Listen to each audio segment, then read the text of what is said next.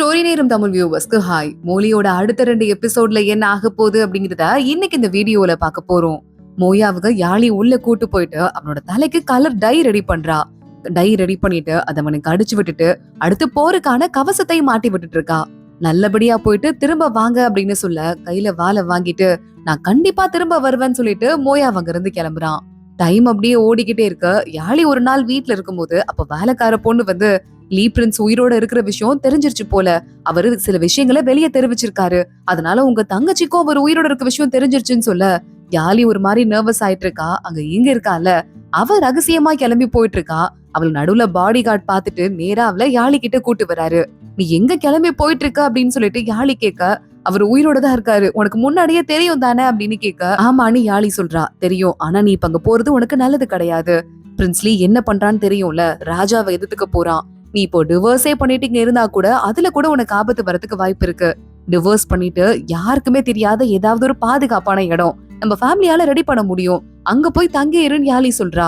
இல்ல அதனால முடியாது, நான் பிரின்ஸ் லீய பாக்க போறேன். யாழி உனக்கு தெரியும்ல, அவரு லவ் பண்றாரா இல்லையாங்கிறத பத்தி எனக்கு கவலை கிடையாது. நான் பிரின்ஸ் லீய சின்ன வயசுல இருந்து லவ் பண்ணிட்டு இருக்கேன், நான் போய் பார்த்தே தேரணும்னு சொல்லிட்டு இருக்கா. யாழியால இவ்வளவு சமாதானப்படுத்த முடியாதுன்னு சொல்லிட்டு அவளுக்கு தெரிஞ்சிருது. சரி ஓகே, பார்த்து பத்திரமா போயிட்டு திரும்ப வா அப்படின்னு சொல்லிட்டு யாழி அவளுக்கு பாய் சொல்லி அனுப்பி வைக்கிறா. பாடி கார்டு தடுத்து நிறுத்தலையான்னு கேட்க அவள் தடுத்து நிறுத்த முடியாது, ஆனா பிரின்ஸ் லீய பத்தி எனக்கு தெரியும், இவளுக்கு தான் இன்னும் தெரியல போல அப்படின்னு யாழி சொல்லிட்டு இருக்கா. அதே மாதிரியே அடுத்த நாள் எங்க இருக்கான் அப்படின்னு தெரிஞ்சிருச்சுல. சோ நம்ம இங்க வேகமா ஒரு வண்டி எடுத்துட்டு கிளம்ப ஆரம்பிக்கிறா. இங்க இன்னொரு பக்கம் நம்ம யாழி இருக்காளே தனியாவே வெயிட் பண்ணிருக்கா. ஆமா இங்க போறாங்கல்ல உங்க தங்கச்சி, அங்கதான் உங்க புருஷன் கூட இருக்காரு, சார பாப்பாங்களான்னு வேலைக்கார பொண்ணு கேட்க பயங்கரமா யாழி மோயாவை மிஸ் பண்ணிட்டு இருக்கா போல. இங்க இன்னொரு பக்கம் பிரின்ஸ் லீக்கும் தகவல் வந்துருது, இந்த மாதிரி உங்களை பாக்குறதுக்கு உங்க ஒய்ஃப் கிளம்பி வந்துட்டு இருக்காங்க அப்படின்னு. அவன் அடுத்து நேரா கிளம்பி போறான். என்ன ஆச்சு, இன்னும் எத்தனை பேர் மிச்சம் இருக்காங்க, நம்ம போர் எப்படி போயிட்டு இருக்கு அப்படின்னு சொல்லிட்டு அத பத்தி தகவலை கேட்க ஆரம்பிக்கிறான். இன்னொரு பக்கம் நம்ம மோயாவும் பிரின்ஸ் லீயை எதிர்த்து அவன் ஆளுங்களை எதிர்த்து சண்டை போடுறதுக்கு ரெடியா இருந்துட்டு இருக்கான். இவன் யூஸ் பண்ற சில டெக்னிக்ஸால பிரின்ஸ் லீ அடுத்தடுத்து நிறைய இடத்த கைப்பற்ற மாதிரி தெரியுது போல. மோயாவ் தோக்குற மாதிரி சில வேலைகள்லாம் பண்ணிட்டு இருக்கான் அப்படின்னு ஊருக்குள்ள கூட சில பேர் தகவல் எல்லாம் பரப்பி விட ஆரம்பிக்கிறாங்க. யாழி நேரா மேனேஜர் அங்கிள பாக்குறதுக்காக இப்ப ஒரு புது போஸ்ட்ல இருக்கார்ல அவரை பாக்குறதுக்கு அங்க வந்துட்டு இருக்கா. எப்படி இருக்கீங்க, நல்லா இருக்கீங்களா அப்படின்னு சொல்லிட்டு கேட்டுட்டு இருக்கா. நான் நல்லாதான் இருக்கேன், நீ வந்து மோயாவை பத்தி என்ன தகவல் சொன்னாலும் அதை காதுல வாங்கிக்காத, எதுவா இருந்தாலும் நம்ம பாத்துக்கலாம் அப்படின்னு அவர் சொல்றாரு. யாழி பாக்குறா. சரி ஓகே, அங்க இருந்து கிளம்பி போயிட்டு இருக்கா. ராஜாக்கும் இந்த விஷயம் தெரியுது. என்ன பேசிட்டு இருக்கீங்க, மோயாவ் எவ்வளவு உயிரை கொடுத்து அங்க வேலை பாத்துட்டு இருக்காரு, அவரை பத்தி தப்பா பேசாதீங்க அப்படின்னு ராஜாவும் அங்க இருக்கிற ஆளுங்க கிட்ட கண்ணா பின்னான்னு கத்தி வைக்கிறான். ராஜா வெளியே வராரு. நீங்க என்ன நினைக்கிறீங்க அப்படின்னு சொல்லிட்டு அங்க இருக்க மத்த முக்கியமான 2 மினிஸ்டர்ஸ கூப்பிட்டு கேட்க, ராஜா எனக்கு தெரிஞ்சு அவங்க எல்லாருமே எங்க மோயாவ் என்னதான் இருந்தாலும் சொந்தம் தானே, பிரின்ஸ் லீ கூட சேர்ந்து உங்களுக்கு எதிராக சண்டை போட்டு அவங்க 2 பேரும் நாட்டை கைப்பற்றுவாங்களோன்னு சொல்லிட்டு அவங்க பயப்படுறாங்க, அதான் நடக்குதுன்னு சொல்ல நீங்க என்ன பண்றீங்க, நீங்க என்ன நினைக்கிறீங்க அப்படின்னு ராஜா அவங்கள பார்த்து கேட்டுட்டு இருக்காரு. பார்த்தா இங்க இன்னொரு பக்கம் ராஜமாதா இருக்காங்களே, கூப்பிடுறாங்க ராஜாவை நான் பாக்கணும்னு சொல்லிட்டு. ரொம்ப நாளுக்கு அப்புறம் ராஜமாதா திரும்ப வந்துட்டாங்களா, நான் போய் பாத்துட்டு வரேன் அப்படின்னு சொல்லிட்டு ராஜா அங்க கிளம்புறாரு. என்ன ராஜமாதா ரெஸ்ட் எடுத்துட்டு இருந்தீங்க, திடீர்னு இங்க வந்துட்டீங்க அப்படின்னு கேட்க, சும்மா அந்த பூக்கள்லாம் பார்த்து ரொம்ப நாள் ஆச்சு, அதுக்குதான்ப்பா வந்தேன், ஒன்னும் கவலை இல்ல, உனக்கு இருக்கிற சில குழப்பத்தை எப்படி தீர்க்கறதுன்னு எனக்கு தெரியும், நான் அதை பாத்துக்கிறேன் அப்படின்னு ராஜமாதா சொல்றாங்க. ராஜாக்கு ராஜமாதா என்ன சொல்றாங்கிற அர்த்தம் நல்லாவே புரியுது. அடுத்து ராஜமாதாவை பாக்குறதுக்கு டியூக் இருக்கார்ல, அவருக்கே ரொம்ப வயசாயிட்டு இருக்கு, அதனால பெருசா அவர் எந்த வேலையிலயும் பங்கெடுத்துக்கிறது இல்ல. ராஜமாதா கூப்பிட்டுருக்காங்கன்னு சொல்லிட்டு வந்திருக்காரு. ராஜமாதா கேக்குறாங்க, என்ன என் மேல இன்னும் உனக்கு கோவம் இருக்கா அப்படின்னு கேட்க, எல்லா விஷயங்களையும் வயசு காரணமா போனா போது நான் விட்டுட்டேன், ஆனா இன்னும் ஒரு விஷயம் என்ன விட முடியல அப்படின்னா, அத்தனை பேரு அந்த மலையில இருந்து லீஷன் மலையில இருந்து அத்தனை பேரும் இறந்து போயிருக்காங்க, அதுக்கு காரணமா நீங்க இருந்திருக்கீங்கன்னு சொல்ல, நான் என்னைக்குமே இந்த மலைய அடைச்சு வைக்க சொல்லி உத்தரவு போடலன்னு சொல்ல, உங்களோட உத்தரவு டைரக்டா இல்லாம இருந்திருக்கலாம், ஆனா உங்களோட ஒரு வார்த்தை இல்லாம அங்க இருக்க யாராலையும் அந்த மாதிரி அடைச்சு வச்சிருக்க முடியாது, நீங்க வந்துட்டு எங்க மகாராணியா பொறுப்பேத்துக்குவீங்களோன்னு சொல்லிட்டு அதை தடுக்கிறதுக்காக அங்க இருக்க லீஷன் மலையில இருக்க எல்லாரும் யாழியோட தாத்தா ரொம்பவே முயற்சி பண்ணாரு அப்படி நடக்க கூடாதுன்னு. ஏன்னா நீங்க பண்ண சூழ்ச்சிகள் அந்த மாதிரி. ராஜாவோட மரணத்துக்கு நீங்களும் ஒரு வகையில காரணமா இருந்தீங்க. அடுத்து பட்டத்து இளவரசன் ரெடியா இருந்தப்ப கூட அவனோட வீட்டை எரிய விட்டு இந்த நாட்டுல ஒரு அமைதி இல்லாத சூழலை உருவாக்கி வச்சீங்க. அந்த தப்புகள்லாம் பண்ண மூயாங் மினிஸ்டரை பெரிய மினிஸ்டர் பதவி கொடுத்து உங்க கூடயே வச்சுக்கிட்டீங்க. இது எல்லாமே உங்களோட பதவி ரொம்ப ஸ்ட்ராங் ஆகிறதுக்காக இதை பண்ணீங்க.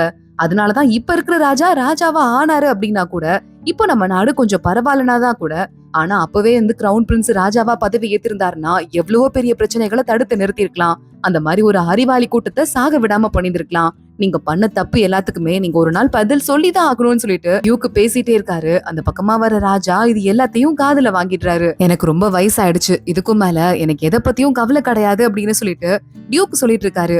நீங்களும் ஒரு நாள் இறந்துதான் போக போறீங்க. அப்போ நீங்க போயிட்டு இறந்து போன பழைய ராஜாவை பாப்பீங்கல்ல, அப்ப அவரோட முகத்தை உங்களால நிமிர்ந்து பார்க்க முடியுமா? நீங்க பண்ண துரோகம் அந்த மாதிரி அவரை பார்க்க விடுமா? அவரோட ஒட்டுமொத்த பிளானையும் சதைச்சு வச்சு இந்த நாட்டையே கூறு போட்டுல வச்சிருக்கீங்கன்னு சொல்லிட்டு டியூக் இன்னும் பேசிட்டே இருக்க 2 பேரும் ராஜா அங்க நிக்கிறத பாத்துடுறாங்க. ராஜா ரொம்பவே அப்செட் ஆகி அங்க இருந்து கிளம்பி போயிடுறாரு. இங்க இன்னொரு பக்கம் யாழி ஒரு குட்டி பறவை கூட்டுல இருந்து கீழே விழுந்துருச்சுன்னு சொல்லிட்டு அதை எடுத்து மேல வைக்கிறதுக்கு ஏணி போட்டு ஏறிட்டு இருக்கா. அப்போ அம்மா பறவை வருது. ஏய், உன் குட்டி கீழே விழுந்துருச்சு, அதனாலதான் அதை மேல வைக்கிறதுக்கு வந்தேன், என்ன கொத்திராத அப்படின்னு சொல்லிட்டு பறவைய மேல விட்டுட்டு பத்திரமா கீழே இறங்கி போறா. அப்ப மோயாவ் கிட்ட இருந்து லெட்டர் வந்திருக்கு அப்படின்னு தகவல் வருது. நான் இப்பதான் ரொம்ப பிஸியா இருந்துட்டு இருக்கேன், ரொம்ப ரொம்ப நிறைய வேலைகள் இங்க இருந்துட்டே இருக்கு. ஆனா அப்பயும் உன்னை மிஸ் பண்றத என்னால நிறுத்தவே முடியல. உன்னை விட்டு பிரிஞ்சு போனதுக்கு அப்புறம் தான் உன் மேல இருக்கிற காதல் எனக்கு அதிகமாயிட்டே இருக்கு அப்படிங்கிற மாதிரி மோயாவ் லெட்டர்ல எழுதியிருக்கான். இன்னொரு பக்கம் யாழி எப்ப பாரு வீட்லயே தனியா இருக்கான்னு சொல்லிட்டு அவங்க அண்ணி ஃபீல் பண்ணிட்டே இருக்காங்க. அப்போ ராஜமாதா உன்னை கூப்பிடுறாங்க அப்படின்னு சொல்லிட்டு அதுல நம்ம யாழிய கூப்பிடுறாங்க. ராஜமாதாவை பாக்கிறதுக்கு யாழியும் கிளம்பி வந்துட்டு இருக்கா. ராஜமாதா ரெடியா இருந்துட்டு இருக்கா. அப்போ ராஜமாதாட்ட அசிஸ்டன்ட் மோயாவ் எங்க லீ பிரின்ஸோட சேர்ந்துருவானோன்னு சொல்லிட்டு நிறைய பேர் பயந்துட்டு இருக்காங்க. என்ன பண்றதுன்னு யாருக்கும் ஒண்ணும் புரியல அப்படின்னு சொல்ல ராஜமாதா அமைதியா நடக்கிறதெல்லாம் பாத்துட்டு இருக்கா. சரி, ஓகே, அதான் நான் முடிவு பண்றேன்னு சொல்லிட்டேன்ல அப்படின்னு ராஜமாதாவை பாக்குறதுக்கு யாழி வந்துட்டா. வாமா உட்காரு, மோயாவை பத்தி எல்லாரும் என்ன பேசிக்கிறாங்கன்னு நான் கேள்விப்பட்டேன், நீ அதுக்காக ரொம்ப ஃபீல் பண்ணுவேன்னு நினைக்கிறேன். ஆனா அந்த மாதிரிலாம் ஃபீல் பண்ணிட்டு இருக்காத, ஏன்னா கண்டிப்பா மோயாவ் நல்லபடியா அந்த போரை முடிச்சிட்டு வருவான். ஆனா அது வரையே நீ வெளியே போனா உனக்குன்னு சொல்லிட்டு கெட்ட பேர் வரும், உன்னை யாராவது தாக்குறதுக்கு கூட வாய்ப்பு இருக்கு. சோ அது வரைய நீ என் கூட பாதுகாப்பா இருன்னு சொல்லிட்டு எங்க மோயாவ் தப்பி தவறியாவது வேற வழியில போயிருவானோன்னு யாழிய பணைய கைதியா வீட்லயே புடிச்சு வைக்கிறாங்க. யாழிக்கு நல்லாவே தெரியுது. சரி ராஜமாதா இங்கே ஸ்டே பண்ணிடுறேன்னு ராஜமாதா ரூம்க்கு பக்கத்துலயே 2 ரூம் இருக்கு. அந்த ஒரு ரூம்ல யாழி ஸ்டே பண்ணிட்டு இருக்கா. யாழியை பார்த்துட்டு தனியா உட்காந்து லெட்டர் எல்லாம் எழுத ஆரம்பிக்கிறா. ராஜமாதாவோட பக்கத்துலதான் நான் ஸ்டே பண்ணிட்டு இருக்கேன், நீங்க வர வரைய பாதுகாப்பா நான் இங்கே இருப்பேன், நீங்க எதை பத்தியும் கவலைப்படாதீங்கன்னு எழுதி வைக்கிறா. யாழியோட இந்த லெட்டரை மோயாவ் படிக்கிறான். நல்லாவே அவனுக்கு புரியுது என் மேல சந்தேகம் இருக்கு ராஜமாதாக்கு. அதனால யாழி அங்க கூப்பிட்டு பணைய கைதி மாதிரி புடிச்சு வச்சிட்டு இருக்காங்க. சீக்கிரமா இந்த பிரச்சனை எல்லாத்துக்கும் நான் ஒரு முடிவை கட்ட போறேன் அப்படின்னு மோயாவ் சொல்லிட்டு இருக்கான். ஆனா நம்ம பண்ற பிளான் அவங்களுக்கு தெரியாது, நம்ம தோத்து போயிட்டு இருக்கோம் அவங்க நினைச்சிட்டு இருக்காங்கன்னு அசிஸ்டன்ட் சொல்ல பாத்துக்கலாம் அப்படின்னு மோயாவ் மறுபடியும் சண்டைக்கு கிளம்பி போயிட்டு இருக்கான். அன்னைக்கு நைட்டு பார்த்தா ராஜமாதாவோட ரூம்குள்ள ஏதோ ஒரு பறவை ஒண்ணு பூந்துருது. ராஜமாதா பயந்துட்டு கத்த ஆரம்பிக்கிறா, இதை புடிங்க புடிங்கன்னு சொல்லிட்டு. கரெக்டா ஏதோ சத்தம் கேட்டு யாழி ரூம்க்கு ஓடி போறா. பறவையை பிடிக்கிறதுக்கு 4-5 வேலைக்காரங்க சிரமப்பட்டு இருக்காங்க. யாழி எதையோ எடுத்து மேல ஏறிய அந்த பறவை டக்குன்னு கீழே விழுந்துருது. அதை அப்படியே புடிச்சு வெளியே தூக்கிட்டு போயிடுறாங்க. யாழி மட்டும் உள்ள நிக்கிறா. ராஜமாதா அப்படியே பயந்து போய் நடுங்கி இருக்கிறத பாக்குறா. எல்லாரும் வெளியே போங்க, யாழி உன்ட்ட நான் தனியா பேசணும்னு சொல்லிட்டு ராஜமாதா அவளை கூப்பிட்டு உட்கார வைக்கிறாங்க. ஏமா என்கிட்ட சொல்றதுக்கு உனக்கு ஏதாவது இருக்கா அப்படின்னு கேட்க, இல்லையே எதுவும் இல்ல அப்படின்னு யாழி சொல்றா. ராஜமாதா பாக்குறாங்க. நான் இந்த டாக்ஸ் இருக்குல்ல, ரொம்ப கஷ்டப்பட்டேம்மா சின்ன வயசுல டாக்ஸ் கட்டுறதுக்கு. அங்க மக்கள்லாம் இருக்காங்கல்ல, டாக்ஸ் கட்டிட்டு மீதி சாப்பிட வாங்க கூட காசு இல்லாம பறவையில இருந்து எதுவா இருந்தாலும் புடிச்சு சாப்பிட்டுருவாங்க. அப்போதான் அந்த பறவைகளை நான் அவ்வளவு க்ளோஸ் அப்ல பார்த்ததுன்னு சொல்ல, நீங்க மகாராணியா ஆனதுக்கு அப்புறமா, நீங்க ராஜமாதாவா ஆனதுக்கு அப்புறமா நிறைய ஹெல்ப் பண்ணிருக்கீங்க, டாக்ஸ் எல்லாம் எக்கச்சக்கமா குறைச்சிருக்கீங்க, அதெல்லாம் நான் நிறைய கேள்விப்பட்டிருக்கேன் அப்படின்னு யாழி சொல்லிட்டு இருக்கா. ராஜமாதா பாக்குறாங்க. உங்க தாத்தா அவரோட ஆளுங்கெல்லாம் இறந்து போனதுக்கு என்ன காரணம்னு நினைக்கிறியான்னு கேக்குறாங்க. ஆனா யாழி உண்மையை சொல்ல மாட்டேங்கிறா. தாத்தா அடுத்த முடிவுக்கு அவர் அதுக்கான பலன்களை அனுபவிச்சுட்டாரு, இதுல உங்களை சொல்லி ஒன்னும் ஆக போறது இல்ல அப்படின்னு சொல்லிட்டு இருக்கா. நானும் லீஷன் மலையோட ஸ்டூடெண்ட் தான், உனக்கு தெரியும்ல, பயங்கர கனவுகளோட தான் வெளியே வந்தேன். ஆனா வெளி உலகம் அந்த மாதிரி கனவுகள் எல்லாம் நிறைவேற்றி வைக்காது அப்படின்னு ராஜமாதா சொல்லிட்டு இருக்காங்க. ஆமா, அது என்னவோ உண்மைதான், கனவுகள் எல்லாமே நிறைவேறாது அப்படின்னு யாழி சொல்ல, அப்ப என் கனவுகள்லாம் தோத்து போயிருச்சு, அதுதானே நீ சொல்ல வர அப்படின்னு ராஜமாதா மறுபடியும் கேட்க ஆரம்பிக்கிறாங்க. எவ்வளவோ உயரத்துல ஒரு மலை இருந்தாலும் அதோட நிழல் கீழே விழுந்துதான் ஆகும் ராஜமாதா, நான் சொல்றதோட அர்த்தம் உங்களுக்கு புரியும் நினைக்கிறேன் அப்படின்னு யாழி அங்க இருந்து போயிட்டு இருக்கா. இன்னொரு பக்கம் நம்ம மோயாவ் அடுத்து ஒரு பெரிய பகுதியை கைப்பற்றிட்டான். இன்னும் பிரின்ஸ்லயே நம்ம பிடிக்கல, அவனை தேடி நம்ம அடுத்த பாதையை கிளப்புவோம், கிளம்புங்க அப்படின்னு சொல்லிட்டு இருக்கான். யாழி வீட்டுல ராஜமாதா கூட பேசிட்டு இருக்கும் போது தகவல் வருது, இது மாதிரி மோயாவ் அடுத்த ஒரு பகுதியை கைப்பற்றிட்டான், பெரிய வெற்றி பெரிய வெற்றி அப்படின்னு சொல்லிட்டு பயங்கரமா ராஜமாதா ஹாப்பி ஆயிடுறாங்க. யாழியும் மோயாவுக்கு எதுவும் ஆகல, நல்லபடியா இருக்கான்னு சொல்லிட்டு சிரிக்க ஆரம்பிக்கிறா. இப்ப மோயாவ் ஜெயிச்சுட்டாங்கிறதால பயங்கரமா லீ பிரின்ஸோட படைகள் அடி வாங்கியிருக்கு. லீ பிரின்ஸ் பாத்துட்டு இருக்கான். இன்னும் நம்ம கிட்ட எவ்வளவு பேர் இருக்காங்கன்னு கேட்க, ஒரு 300ல இருந்து 500 வரைக்கும் ஹை கிளாஸ் ஆளுங்க இருப்பாங்கல்ல, அந்த மாதிரி ஆளுங்க இருக்காங்க அப்படின்னு சொல்ல, எல்லாரையும் ஒண்ணு சேருங்க. இதுக்கு மேல சைட்ல நம்ம சண்டை போட்டுட்டு இருக்க முடியாது. டைரக்டா கேபிட்டல் சிட்டியை அட்டாக் பண்ணலாம் அப்படின்னு சொல்லிட்டு அங்க இருந்து லீ பிரின்ஸ் கிளம்ப ஆரம்பிக்கிறான். கரெக்டா கதவை திறந்துட்டு இங்க உள்ள வந்துடுறா. இவனை பார்த்துட்டு கண்ணுல கண்ணீரோட ஷாக் ஆயிட்டு இருக்க. இவளை பார்க்கும் போது லீ பிரின்ஸ்கே கொஞ்சம் இமோஷனலா தான் இருக்கு. இங்க வேகமா உள்ள ஓடி வர அவனை கட்டி பிடிச்சிட்டு நிக்க ஆரம்பிக்கிறா. மத்த எல்லாரும் பிரைவசி கொடுத்துட்டு வெளியே போயிடுறாங்க. அவளுக்கு சாப்பிடுறதுக்கு சில கிழங்கெல்லாம் எடுத்து சுட்டு கொடுத்துட்டு இருக்கான் நம்ம லீ பிரின்ஸ். இது மட்டும் தான் இங்க கிடைக்கும், இதை வச்சு அட்ஜஸ்ட் பண்ணிக்கோ அப்படின்னு. இல்லையே நல்லாதான் இருக்குன்னு சொல்லிட்டு, நான் உங்களுக்கு ஒரு கதை சொல்லவா? ஒரு தடவை நானும் யாழியும் தாமரைப்பூ பாக்கலாம்னு சொல்லிட்டு போட்ல ஏறி போனோமா, அப்ப நான் வேகமா ஆர்வத்துல பாக்க போறேன்னு யாழிய தெரியாம இடிச்சு உள்ள தள்ளி விட்டுட்டேன். அதுக்கு எப்படி திரும்ப அவ கத்துனான்னு சொல்லிட்டு பழைய அதே கதைய சொல்ல ஆரம்பிக்க, இதையே மறுபடியும் இப்ப சொல்லிக்கிட்டு இருக்க அப்படின்னு சொல்லிட்டு லீ பிரின்ஸ் கேட்க ஆரம்பிக்கிறான். இல்ல, எனக்கு அந்த அளவுக்கு பெருசா அறிவு கிடையாது. ஆனா நான் உங்களை பார்த்ததுல இருந்தே, என்னை பார்த்து நீங்க சிரிச்சீங்க அப்படின்னா அது எப்பெல்லாம் நான் யாழி பத்தி பேசுறனோ அப்ப மட்டும்தான்.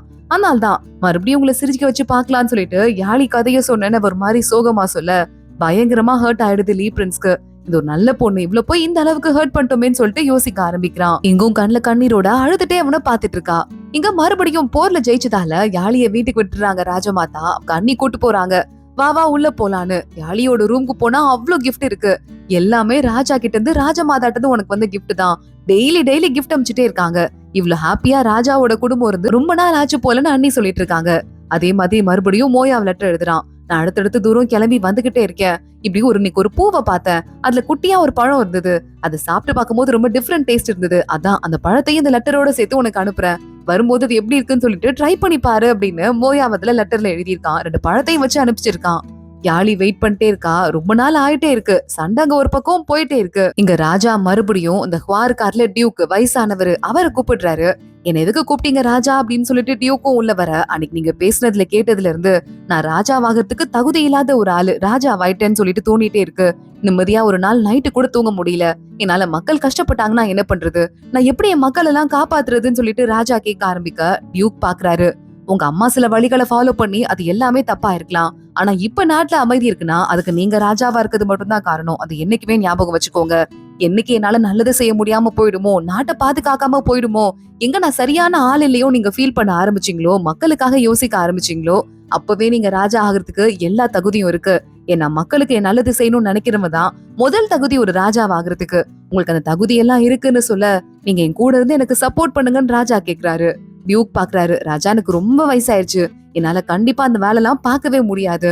ஆனா மோயா இருக்காரு, கு இருக்காரு, இந்த மாதிரி முக்கியமான ஆளுங்க எல்லாம் உங்க கூட இருந்து அவங்க உங்களை பாத்துக்குவாங்க, கவலைப்படாதீங்க அப்படின்னு அங்க இருந்து டியூக்கு கிளம்புறாரு.